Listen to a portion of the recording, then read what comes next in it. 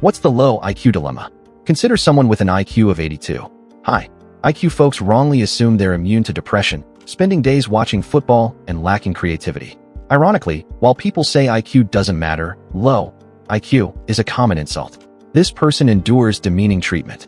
On the gifted subreddit, they're analyzed like a specimen. Just hours ago, another accidental doxing on Discord happened. Despite great effort, academic grades are mediocre.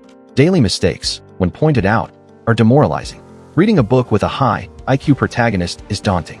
Memory lapses led to losing hundreds in equipment. Understanding concepts often needs repeated explanations. This is the low IQ dilemma, a constant battle against societal views and personal struggles.